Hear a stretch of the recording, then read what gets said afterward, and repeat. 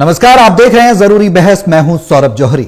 Middle east में जारी जंग के बीच अब दुनिया की निगाहें इस्लामाबाद में होने वाली वार्ता पर टिकी हैं। पर इस बीच पाकिस्तान की ओर से मध्यस्थता की कोशिशों में जिन शर्तों पर सीजफायर की बात कही जा रही है, उससे इजराइल ने इनकार कर दिया है। इजराइल लगातार लेबनान में हिजबुल्लाह के ठिकानों को निशाना बना रहा है। वहीं इस बीच ईरान ने भी इजराइल के लेबनान पर हमलों को लेकर खासा नाराजगी जाहिर की है। ईरान ने कहा कि इजराइल अगर लेबनान पर हमले जारी रखता है तो फिर कोई समझौता नहीं किया जाएगा। ईरानी मीडिया के हवाले से जानकारी है कि ईरान ने अमेरिका से बातचीत करने से इनकार कर दिया है और कहा है कि लेबनान में सीजफायर लागू होने तक कोई डील नहीं होगी।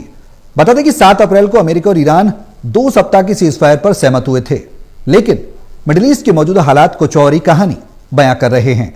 ऐसे में पाकिस्तान के रक्षा मंत्री ख्वाजा आसिफ के बयान ने मानो जंग की आग में घी डालने का काम किया है। दरअसल पाकिस्तानी रक्षा मंत्री ख्वाजा आसिफ ने इजरायल को कैंसर और मानवता के लिए खतरा भी बता दिया। साथ ही लेबनान में इजरायल द्वारा जारी हमलों को नरसंहार कहा है। हालांकि आसिफ ने अपने बयान पोस्ट किया और पोस्ट बाद में डिलीट भी कर दिया। ऐसे में पाकिस्तान की भूमिका को इजरायल और अमेरिका क्या भरोसेमंद नहीं मान रहे। क्या ट्रंप ने होर्मुज को 2 हफ्ते में खोलने की ईरान को जो धमकी दी है, उससे कैसे समझा जाए? क्या मिडिल ईस्ट में जंग थम जाएगी या ये वैश्विक चुनौतियां बढ़ने के संकेत हैं?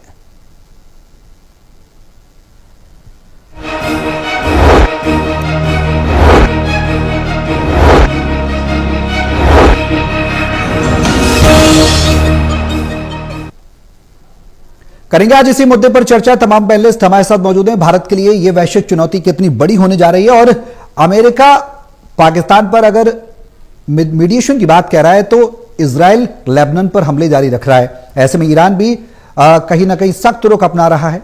अब कल जो वार्ता होने जा रही है उसके क्या मायने हैं और किस तरह से इस वार्ता को लिया जाए, वैश्विक शांति कैसे हो खासकर मिडिल ईस्ट में, और स्टेट ऑफ होर्मुज की जो ये जंग है जिसको ट्रंप ने स्टेट ऑफ ट्रंप भी कह दिया था, डोनाल्ड ट्रंप ने, अमेरिका के राष्ट्रपति ने, उसको आखिर आने वाले समय में क्या संभावनाएं उस पर देखने को मिलेंगी। ये तमाम सवाल हैं जिनके जवाब तलाशेंगे। पैनलिस्ट हमारे साथ मौजूद हैं, उनका तारुफ मैं आपसे करा दूं।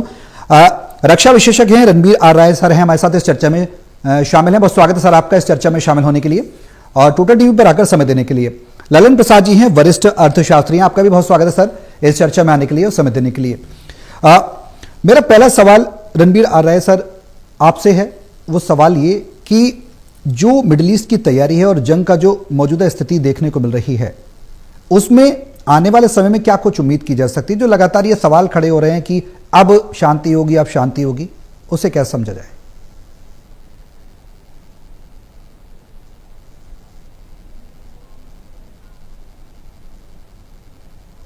सर आपका म्यूट है सर, अनम्यूट कर लीजिए प्लीज। वॉइस आपकी नहीं आ रही है, अनम्यूट कर लीजिए काइंडली। नहीं सर, वॉइस आपकी नहीं आ रही है। वॉइस आ रही है? हाँ हाँ सर, आ रही है सर जी। हाँ बिल्कुल, आपने जो सवाल पूछा जी, ये दूसरा दिन है सीज फायर का जी, और इंग्लिश में कहूं the situation is very fragile जी, बहुत नाजुक है सिचुएशन जी। होर्मुज का कोई भी सहमति नहीं है। जो किलोग्राम 600 किलोग्राम ईरान के पास हैं, उसके बारे में ट्रंप साहब ने सोचा था कि उसको उठा लेंगे या बंद कर देंगे, ले लेंगे, वो भी कोई सहमति नहीं है। और आपने बिल्कुल ठीक बोला, इजराइल ने दरअसल 8 तारीख को इतनी बड़ी बमबारी की हिजबुल्लाह और लेबनान के ऊपर, कहते हैं 300 से ज्यादा लोग मर गए। तो ये सीज फायर कैसी हुई?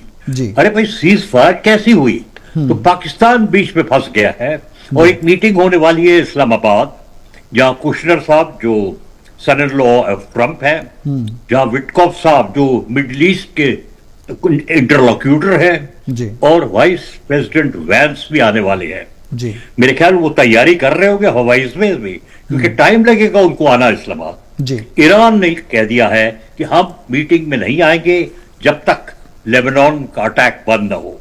तो नेतान्याहू ने एक बड़ा जबरदस्त चाल चलाया है। उन्होंने कहा है कि अगले हफ्ते हम लेबनान से बात करेंगे और लेबनान के प्राइम मिनिस्टर को बुलाया है अमेरिका ने वॉशिंगटन में जी। तो ये सीज फायर के बारे में बहुत नाजुक है और इस बीच में उनके जो रक्षा मंत्री हैं ख्वाजा आसिफ, उन्होंने कुछ बोल दिया इजराइल के खिलाफ, अब उन्होंने वो ट्वीट को भी कैंसिल कर दिया।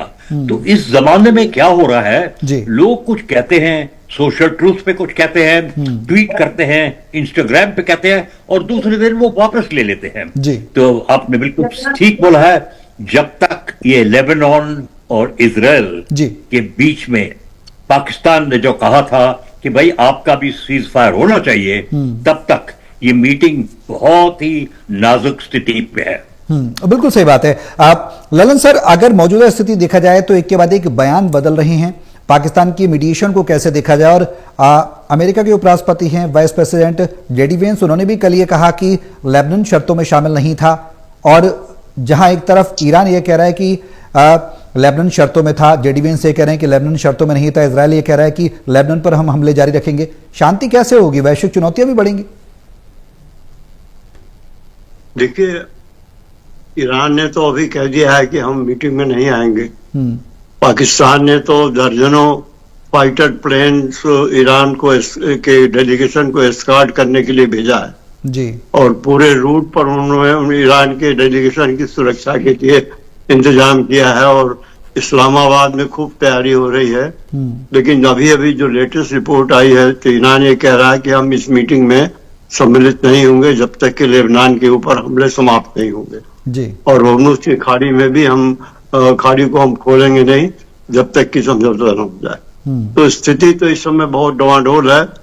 वास्तव में ईरान आएगा या नहीं आएगा, अभी जो दोपहर तक न्यूज थी उसमें यह था कि उपराष्ट्रपति अमेरिका के वहां से चल चुके हैं मीटिंग के लिए, लेकिन फिर न्यूज ईरान का आ गया है कि वो मीटिंग में नहीं आएंगे। अब देखिए होता क्या है, ईरान के लोग आते हैं, अभी परसुएट करता है पाकिस्तान को, दोबारा क्या होता है अभी निश्चित रूप से कहा नहीं जा सकता। कल मीटिंग होगी, और अगर मीटिंग हुई भी तो उसका क्या परिणाम होगा। जब इजराइल ने इतना भयंकर हमला लेबनान के ऊपर किया है जी, और इजराइल का कहना है कि वो उसकी सुरक्षा का मामला है, और इसलिए वो जो हिजबुल्लाह के लोग हैं और हमास इनके जो समर्थित लोग हैं ईरान के और पाकिस्तान के, तो इनके खिलाफ वो लड़ाई रोकेगा नहीं, क्योंकि उसकी अपनी सुरक्षा दांव पर है। अब ये न्यूज आ रहा है कि शायद वो अमेरिका में लेबनान को के प्राइम मिनिस्टर को बुलाया जा रहा है बातचीत के लिए। हो सकता है उसमें नेतन्याहू को बुलाए। नेतन्याहू ने ये कहा तो है कि हम बातचीत के लिए तैयार हैं। तो अब देखिए अगला कदम क्या होगा, अभी बहुत निश्चय से कुछ कहा नहीं जा सकता। अमेरिका की कोशिश तो यही है कि किस तरह से युद्ध समाप्त हो जाए, क्योंकि जो न्यूज आ रहे हैं डिफरेंट सोर्सेस से उससे यही पता लगता है कि ट्रम्प वाज डेस्परेट कि किस तरह से लड़ाई खत्म हो, और इसीलिए उन्होंने पाकिस्तान को बीच में डाला कि एक इस्लामिक देश है और इसका बॉर्डर ईरान से लगता है, और हो सकता है ईरान इसकी बात मान जाए। तो उन्होंने पाकिस्तान को बीच में ले आए, और पाकिस्तान तो it was working like a post office. जो ट्रम्प कहते थे वो पाकिस्तान ईरान को बता रहा था, और जब जो 15 पॉइंट जो आए थे उसमें लेबनान का नाम भी था, और जो 10 पॉइंट एग्री हुए उसमें भी जो मीडिया में जो नाम आए थे उसमें लेबनान का नाम था, लेबनान में भी सीज फायर के लिए। लेकिन ट्रम्प ने कहा कि नहीं, हमने तो नहीं लेबनान के बारे में कोई फैसला नहीं किया था, और हमने नहीं कहा था कि लेबनान पर आक्रमण खत्म होगा जी, क्योंकि ट्रम्प के ऊपर इजराइल का भी जबरदस्त दबाव है जी, और ट्रम्प इस मामले में खुलकर इजराइल को विरोध भी नहीं कर सकते। हालांकि ट्रम्प ने नेतन्याहू को फोन किया, और ट्रम्प ये बात भी कोशिश कर रहे हैं कि नेतन्याहू ये हमला लेबनान पर रोकें। फिलहाल तो आज कोई न्यूज अभी हमले की नहीं आई है, लेकिन जो लेटेस्ट न्यूज अब तक तो यही है कि ईरान से डेलीगेशन अभी तक चला नहीं है, और वो मना कर रहे हैं आने के लिए जी। अब देखिए इसमें जो पेच पड़ गया है वो ये है कि अमेरिका डेस्परेटली चाहता है कि लड़ाई खत्म हो, पाकिस्तान की साख दांव पर लग गई है सारी दुनिया में, और लोग उसको पाकिस्तान को क्रिटिसाइज करना शुरू कर चुके हैं जी। और पाकिस्तान के जो, जैसा कि अभी राय साहब ने ठीक कहा कि उनके जो रक्षा मंत्री उन्होंने एक बयान दे दिया कि इजराइल मानवता के लिए खतरा है। अब बताइए मानवता के लिए कौन खतरा है? पाकिस्तान तो जन्म से ही मानवता के लिए खतरा रहा है। बिल्कुल। बांग्लादेश में नरसंहार उसने किया, बलूचिस्तान पर जबरदस्ती कब्जा कर लिया, भारत के ऊपर कितने बार आक्रमण कर चुका है जी। और जो उसकी आतंकवादी गतिविधियां हैं उससे तो भारत सबसे ज्यादा परेशान रहा है दुनिया में। बिल्कुल। तो पाकिस्तान को तो आतंकिस्तान कहा जाता है और आतंकिस्तान देश दूसरे देश को कहता है कि वो मानवता के लिए खतरा है जी। तो ये तो कहने की बातें हैं। और पाकिस्तान पहले अपने गरिबान में झांके, इसके बाद वो दुनिया के किसी देश को क्रिटिसाइज करे जी। और जहां तक इजराइल की बात है तो ये ठीक है, इजराइल को अपनी रक्षा का भी अधिकार है जैसे सभी राष्ट्रों को है। और जो हम इनके हिजबुल्ला और ये जो आतंकवादी संगठन है इनको लेबनान ने शरण दिया हुआ है, लेबनान के सीमाओं से इजराइल को ये तंग कर रहे हैं तो उनको भुगतना तो पड़ेगा ही जी। तो कुल मिलाकर स्थिति बहुत अनिश्चित है अभी कि मीटिंग होगी कि नहीं होगी, और अगर होगी भी तो मीटिंग का क्या रिजल्ट होगा कहना बहुत मुश्किल है। लेकिन संभावना ज्यादातर यही है कि शायद मीटिंग हो ही ना, अगर हो भी गई तो अभी कोई तुरंत नतीजा निकलेगा ऐसी संभावना नहीं है। और दुनिया को जो परेशानी झेलनी पड़ रही है होर्मुज खाड़ी को बंद होने से वो फिलहाल टला नहीं है, क्योंकि बहुत सीमित संख्या में जहाज अभी उस खाड़ी से ईरान ने परमिट किए हैं। आज उन्होंने शायद कुल 15 जहाज टोटल उन्होंने बाहर निकाले हैं खाड़ी से। चीन का एक जहाज घुस के जबरदस्ती घुसा है उसमें और देखने के लिए क्या होता है। लेकिन स्थिति बहुत ही अनिश्चित है और कहा नहीं जा सकता कि अभी तुरंत क्या एक्शन ईरान लेगा और अमेरिका अब क्या करेगा। अगर वहां से चल भी चुके हैं तो फिर क्या रास्ते से वापस जाएंगे या पाकिस्तान आएंगे, देखिए क्या होता है। रणबीर सर, एक सवाल है, वो सवाल ये कि पाकिस्तान के रक्षा मंत्री ख्वाजा आसिफ ये कहते हैं कि इजराइल कैंसर है, मानवता के लिए खतरा है, और वही देश पीस ट्रीटी कराने जा रहा है। कल पीस ट्रीटी होने वाली है। वैश्विक जो देश हैं दोनों जिनके बीच में एक तरीके से जंग छिड़ी हुई है, ऐसे में क्या जो पाकिस्तान है उनकी जो इंटरनल पॉलिटिक्स है उस पॉलिटिशियंस पर कंट्रोल नहीं है, या फिर कुछ भी बयानबाजी आकर दे दें उसके बाद क्या इंपैक्ट नहीं करता अगर कोई ऐसा देश पीस ट्रीटी को लीड करता है तो? नहीं, ये तो सवाल पाकिस्तान का आपने बहुत अच्छा पूछा कि उनकी स्थिति काफी कंफ्यूजन में है। लेकिन इस सीज फायर में वो पहले मैसेंजर थे जी। अब मैसेंजर से वो कंट्रोलर बन गए हैं, क्योंकि मीटिंग इस्लामाबाद में होने वाली है जी। और अब उनको ये नहीं पता था कि लेबनान को इतना जबरदस्त अटैक होगा जी। अब पूरी जिम्मेदारी उसके बारे ले रहे हैं कि भाई हमने सीज फायर की बात की थी, आपको मदद की थी जी। लोगों को पता है ये पूरा अमेरिका ने ड्राफ्ट दिया था। और मेरा ख्याल बिल्कुल नेतान्याहू साहब ने बहुत जबरदस्त चाल चलाई है। उनको 30 किलोमीटर लेबनान के उत्तरी हिस्से को चाहिए, क्योंकि वो कहते हैं बफर जोन जी। बफर जोन आप समझे जी। हमारा भी जो कश्मीर था पहले बफर जोन था जी। अब हमारे भाग पे है। पाकिस्तान का बफर जोन अफगानिस्तान के साथ हर एक देश देखता है कि भी एक बफर जोन होना चाहिए जी। तो अब उन्होंने कल चाल चलाई, अटैक किया जी। और पता है नाम किया दिया अटैक को एटर्नल डार्कनेस में, पूरा अंधेरा डालने पड़ा हूं हिजबुल्लाह के ऊपर। और अब ठंडे हो गए हैं, कहते हैं 300 लोग मरे, अब मीटिंग होने वाली है तो वो बहुत चाल चल रही है। और इस बीच में ट्रंप साहब जो कहते हैं मैं सब जगह शांति लाता हूं, I am the maker of 8 peace, Sindoor में भी मैंने किया अपने, तो वो बेचारे फंस गए हैं कि अगर जो मीटिंग नहीं हुई तो ट्रंप पे बहुत बड़ा असर पड़ेगा जी। पाकिस्तान तो हंस रहा है कि हमने सब बंदोबस्त कर लिया है, आप आइए। ईरान से तो 2 घंटे में लोग आ जाएंगे, लेकिन अमेरिका से जो लोग आ रहे हैं 15-16 घंटे लगेंगे उनको आने के लिए। तो बिल्कुल ठीक प्रसाद साहब ने समझाया, it is a fragile, English में वो तो बहुत फ्रेजाइल है जी। लेकिन सीज फायर पूरी दुनिया चाह रही है कि भाई सीज फायर हो जाए, कुछ मसला हॉर्मुज के बारे में हो जाए। ईरान अकड़ रहा है कि मैं टोल लगाऊंगा, मैं कंट्रोल करूंगा और आप कोई भी लड़ाकू जहाज नहीं ले जा सकते हॉर्मुज में। बहुत खतरा होगा उनका। बिल्कुल। हम भी खुश हैं इस समय पे कि टैंकर आ रहे हैं, लेकिन अगर जो हॉर्मूज बंद हो गया, अरे भाई भारत की भी स्थिति बहुत तेल गैस से होगी। बिल्कुल। क्योंकि इतने जहाज खड़े हुए हैं जी पर्शियन गल्फ में जो हॉर्मूज से नीचे आने वाले हैं। एग्जैक्टली। तो हमको ठीक देखना पड़ेगा। प्रसाद साहब ने पूरा समझा दिया आपको। आपने भी बोला है स्थिति बहुत फ्रेजाइल है, बहुत नाजुक है, लेकिन पूरी दुनिया देख रही है और मीडिया तो बहुत लगी हुई है। हर 2-3 मिनट 10 मिनट 1 घंटे में स्टेटमेंट्स आती हैं। बिल्कुल ठीक, ख्वाजा आरिफ जो पाकिस्तान के डिफेंस मिनिस्टर, उन्होंने कुछ खिलाफ बोला इजराइल पे, और अब उन्होंने ट्वीट कर दिया तो मैं कैंसिल कर रहा हूं ट्वीट कर दिया जी। तो हमको देखना पड़ेगा आगे जाके क्या हो रहा है, और हमें सुरक्षित रहना पड़ेगा कि पाकिस्तान कुछ हरकत हमारी बॉर्डर के पास ना कुछ करे। बिल्कुल सही बात और स्थिति बिगाड़ने के लिए। एग्जैक्टली, बिल्कुल सही बात है। ललन सर, अब ऐसे में सवाल यह है कि पीस होता है मिडिल ईस्ट में, दुनिया चाहती है, क्योंकि दुनिया की नजर अब इस्लामाबाद में होने वाली जो वार्ता है उस पर टिकी हुई है कि दोनों ही वैश्विक शक्तियां आकर शांति वार्ता करें, लेकिन स्थिति सभी जानते हैं कि क्या बनी हुई है मिडिल ईस्ट में।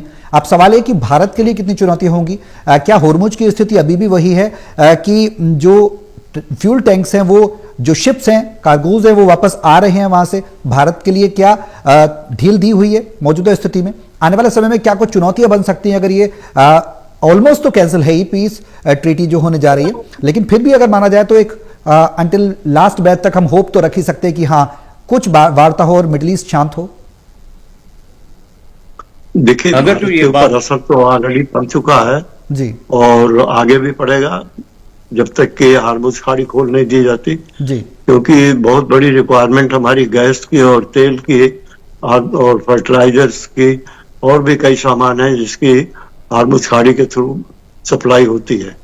और अगर हमारे जहाज बाधित हुए, क्योंकि अभी ईरान के रुख से कुछ स्पष्ट नहीं हो रहा है कि भारत के बारे में अभी वो क्या करेंगे जी, क्योंकि अभी उन्होंने कहा कुल 15 जहाज खोलेंगे प्रतिदिन जब तक ये फैसला नहीं होता। तो उसमें उन्होंने लिस्ट तो अभी देशों की नहीं दी है कौन कौन से लेगो जी। हम उम्मीद तो करते हैं कि हमारे जहाज भी अलाउड होंगे जैसे पहले हुए हैं, लेकिन अगर नहीं अलाउड हुए और ये लड़ाई अभी रुकी नहीं तो भारत को बहुत बड़ा नुकसान होगा जी। अब हो ये रहा है कि देखिए, सोवियत यूनियन जो हमें डिस्काउंटेड ऑयल दे रहा था जी, उसने डिस्काउंट देना बंद कर दिया है जी। और ताज्जुब की बात है कि पाकिस्तान को उन्होंने डिस्काउंटेड कच्चा तेल देने का ऑफर किया है। तो ये जो विश्व की राजनीति है कुछ बहुत अलग ही रुख ले रही है जी। और अगर सोवियत रसायन से, जिससे हम बहुत बड़ी मात्रा में तेल खरीदते थे और अब भी खरीद रहे हैं जी, और आगे भी जो कॉन्ट्रैक्ट हो रहे हैं, कोशिश यही हो रही है कि हम ज्यादा तेल उनसे खरीदें, क्योंकि सप्लाई हमारी अमेरिका के थ्रू आ रही है, रूस के थ्रू आ रही है और बाकी कुछ और देशों के थ्रू आ रही है, खाड़ी देशों से सप्लाई आ रही है और वो उसका परसेंटेज बहुत गिर गया क्योंकि खाड़ी देशों की अपनी कैपेसिटी नीचे आ गई है। उनके जो ऑयल और गैस फील्ड्स हैं बहुत सारे बर्बाद कर दिए गए हैं, तो उनका जो एक्सपोर्ट था और जो और रूट से आ रहे थे वहां से महंगा पड़ता है रूट, और उसके अलावा जो उतना सप्लाई उनके आ नहीं रही है, तो जी खाड़ी देशों से सप्लाई की कमी हो गई है। ईरान की स्थिति नाजुक वैसे ही है, वैसे ईरान से भी भारत तेल खरीद रहा है और वेनेजुएला से भारत खरीद रहा है तेल, बाकी है ऑस्ट्रेलिया है और अंगोला है और कई देश है जिससे भारत तेल ले रहा है। कोशिश तो भारत सरकार की यही है कि हमारी जितनी आवश्यकता की जितनी हमारी रिक्वायरमेंट है जी जी, हम उतना तेल लेते जाएं और अभी तक भारत के पास कोई कमी नहीं है, इन द सेंस की अगले 2 महीने का स्टॉक तो हमारे पास अभी है और इस बीच में स्थिति सुधरने की उम्मीद है, लेकिन खतरा तो बना हुआ है। और हमारे लिए सप्लाई का एक फर्टिलाइजर भी बहुत बड़ी प्रॉब्लम हमारे लिए, क्योंकि अब 2 महीने बाद फिर हमारे किसानों को फर्टिलाइजर की जरूरत पड़ जाएगी पूरे देश में और बहुत बड़ी मात्रा में फर्टिलाइजर हम यूक्रेन से और अरब देशों से मंगाते थे और भी देशों से वो सप्लाई बाधित हुई पड़ी है जी। तो इन सब चीजों को देखते हुए जी भारतीय अर्थव्यवस्था पर असर पड़ेगा। रुपया अभी संभल गया है, जब ये न्यूज आएगी लड़ाई सीज़फायर होगा और फिर रिजर्व बैंक ने भी कोशिश किया, जिसकी वजह से रुपए की कीमत फिर ऊपर आई है। लेकिन अगर स्थिति खराब हुई तो रुपए का डिप्रिसिएशन फिर शुरू हो जाएगा जी, और इसके लिए फिर हमें और आयात महंगा पड़ेगा सारी दुनिया से चीजें मंगाने में। बिल्कुल सर, बिल्कुल। तो ठीक है, अब ऐसी स्थिति में रणवीर सर, क्या माना जाए, अमेरिका जहां अपनी तरफ से पेश कर रहा है जो शांति प्रस्ताव में जाएंगे, हमने फरवरी 2026 में देखा जिनेवा में ओमान ने किस तरह से मीडिएशन किया था कि भाई परमाणु संवर्धन, जो यूरेनियम संवर्धन है वो ईरान करे, खपत करे और इसको परमाणु में तब्दील ना कर पाए। अमेरिका की ये भी शर्त थी, सबसे बड़ी शर्त तो यही थी। दूसरा ये फिर तेल की लड़ाई है, वैश्विक अमेरिका की दुनिया जानती है। अब ऐसे में सवाल है कि जो 2026 में ओमान की भूमिका थी, उसके उलट जब स्टीव विटकॉफ और जेरेड कुशनर पहुंचे थे उस वार्ता को करने के लिए, तो उसके तुरंत बाद अटैक हुए ईरान पर। हालांकि अब ईरान उन्हें बहुत ज्यादा विश्वास पात्र पार्टनर नहीं मान रहा। ईरान का यह कहना है कि जेडी वेंस अगर पहुंचते हैं तो शायद उम्मीद बन सकती है, ऐसी भी जानकारी मिल रही है। क्या स्टीव विटकॉफ और जेरेड कुशनर के बेहतर विकल्प है जेडी वेंस? और जेडी वेंस ने जो कल जो बयान दिया, उन्होंने कहा कि लेबनान नहीं था इस शर्त में शामिल, क्या उससे आने वाले समय में कुछ और उम्मीद बन सकती है कि उनके खिलाफ भी ईरान नहीं मान रहा और इसलिए टेबल पर नहीं आएगा?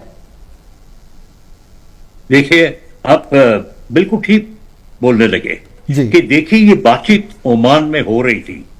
अब मैं मिलिट्री का आदमी हूं, मैं डायरेक्टर ऑपरेशन इंटेलिजेंस किया हुआ है। ये लड़ाई की तैयारी अमेरिका में बहुत पहले से हो रही थी। नेतान्याहू साहब के साथ बात करके ट्रंप साहब ने सब बंदोबस्त कर दिया था। तो आपने बिल्कुल ठीक बोला, कुशनर साहब, विटकॉफ साहब जो बातचीत कर रहे थे 26 तारीख तक ओमान में बातचीत चल रही थी। पूरी दुनिया बिल्कुल खुश थी कि कुछ न कुछ हो जाएगा। लेकिन 28 तारीख को दे धनाजन जो अटैक किया, एपिक फ्यूरी, वो बिल्कुल तैयारी थी। ये है कि खुफिया एजेंसी पूरी दुनिया को पक्का पता नहीं चला, क्योंकि कहते हैं कि ये ऑर्डर सब ट्रंप से आते हैं। और प्रेसिडेंट ऑफ पोटस जो कहते हैं, प्रेसिडेंट ऑफ द पोटस, वो बहुत पावरफुल आदमी है, उसको इम्पीचमेंट के बगैर नहीं निकाल सकते। भारत और डेमोक्रेसी में निकाल। तो आपने बिल्कुल ठीक है, सब कुछ ठीक चल रहा था। अभी भी हालत ऐसी है कि वो कुशनर साहब, विटकॉफ साहब को क्या ट्रंप साहब बोलेंगे, कितना ट्रंप साहब का कंट्रोल है नेतान्याहू पे, क्योंकि इजराइल में उनके ऊपर कुछ मुकदमा चल रहा था, वो रोका हुआ है मुकदमा। उनके इलेक्शन है और उन्होंने वचन दिया है इजराइल के लोग को, मैं आपको सुरक्षित रखूंगा। और ये लास्ट 2 दिन में भी यही कह रहे हैं कि मैंने अटैक लेबनान को इसलिए किया कि भाई हिजबुल्लाह को मैं पट दूं। और मेरा ख्याल पक्का 30 किलोमीटर वो जमीन लेने के लिए तैयार हैं। और हिजबुल्लाह को इसलिए 2 दिन पहले 8 तारीख को कितना जबरदस्त 100 अटैक मारे हवाई जहाज से, ड्रोन से, कि भाई आप मुझे ये अटानी नदी तक जमीन दे दो और उसके बाद मैं आपके साथ बात करूंगा। तो विटकॉफ, कुशनर वो जो जानते हैं सब कुछ, कोशिश कर रहे थे न्यूक्लियर की बात करते, जैसे पहले JCPO था, उनकी अग्रीमेंट थी कि ईरान बम नहीं बनाएगा, वो अभी भी उसने मान लिया बम नहीं बनाऊंगा। हॉर्मुज़ का मसला नहीं था इतना, अब हॉर्मुज़ का मसला तो बहुत हो गया। अरे ईरान को पैसा चाहिए, अगर जो वो कहां से पैसे लाएंगे रिकंस्ट्रक्शन के लिए, और वो डिमांड कर रहे थे अमेरिका से रिपैट्रिएशन। तो प्रसाद साहब ने समझा है, चुनौती भारत की अकेली नहीं है, हमारे देश श्रीलंका, मालदीव्स, म्यांमार, बांग्लादेश, उनकी हालत तो बहुत खराब हो रही है। तो चिंता हमारे इलाके में बहुत चिंता होनी चाहिए। बिल्कुल जाहिर सी बात है, और ऐसे में चुनौतियां हैं। अब उम्मीद यही की जाएगी कि बीच का कोई रास्ता जरूर निकले। हालांकि ट्रंप साहब तो हर बार ऑब्लिगेट वर्ड का हर बार अपनी बातचीत में इस्तेमाल करते रहे, लेकिन एसिमेट्रिक वार जिस तरह से चल रही है उसमें यह कहना मुश्किल होगा कि अगला कदम इन दोनों ही वैश्विक शक्तियों का क्या होगा, पाकिस्तान की भूमिका कैसी होगी, यह भी बहुत इंपॉर्टेंट होगा देखना। बहुत शुक्रिया आप सभी का हमारे साथ इस चर्चा में शामिल होने के लिए, और यहां पर रुक रहे हैं ब्रेक के लिए।